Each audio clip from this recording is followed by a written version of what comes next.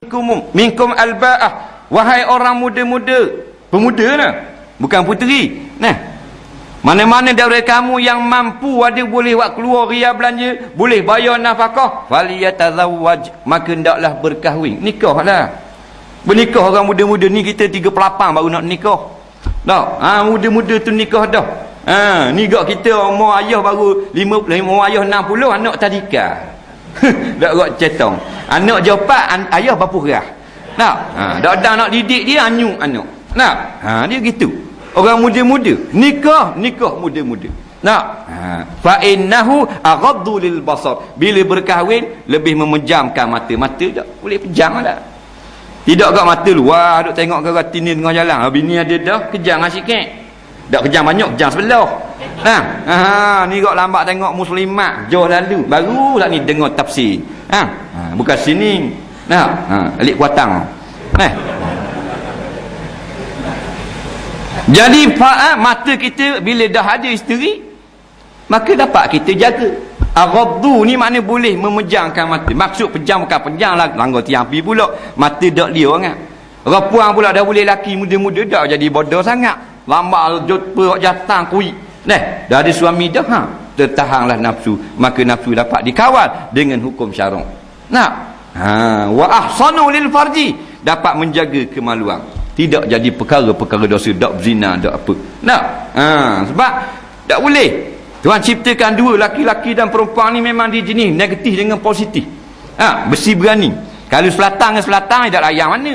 Selatan utara lekat selalu. Lekat tu yang macam-macam pesen tubik. Ni tubik anak, ni tubik tu, ni tubik ni tu bau minyak anak. Ni pang lalu bang jambang.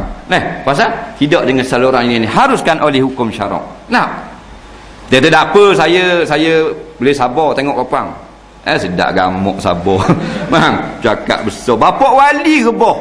Dah mu benda dengan aku wali yang ni. Saya tak apa, saya boleh saya ngopang saya boleh saya cakap besar. Tu imam luli batin. Dibuat doa itu imam. Dodok tengok, gendong porong pula. Tu imam. Kau ada sini. Jangan main, orang puan jangan main. Jangan cakap besar. Tuhan uji selalu. Orang puan, dia hebat dia. Dia ada kareng dia. Nampak lembek yang gogek. Habis kita takut dia. Tok imam takut bini Tok Bilal. Kau takut lagi. JKK dak nyawa terus dengan bini. Faham tak? Jangan main kau puang. Nampak dak gerak. Jalan baik tapi kalau disuruh habis buat belaka tu lelaki. Baiki rumah baiki. Suruh tukar kereta tukar. Suruh balik di rumah. Inilah. Macam mana nak jadi bos gua ni? Kata rijalul qawwamun 'alan nisa, laki-laki ni bos atau puan dak bos sekarang. Betul dak bos? Dia big boss. Orang puan jadi big boss. Kalau disuruh kita Allah, semua kita buat. Jangan ikut belaka. Jangan kata aku boleh orang puan, jangan. Sebab orang puan ni dia ada syaitan. Bukan dia syaitan hias makeup dia. Dalam satu hadis Nabi kata al-mar'u tuqbilu ala surati syaitan wa tudbiru ala surati syaitan. Wa iza absara ahadukum fa'ajabat fa iza absara ahadukum mar'ah wa ajabathu falyati ahlahu fa inna zalika yarudu ma fi nafsi atau kama qala. Perempuan ini dia bila beradak dengan kita dia atas rupa syaitan.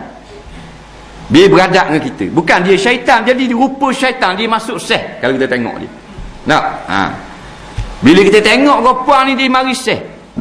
Padahal bini ada dah. Beradak molek dia jadi pasal lain. Jangan main.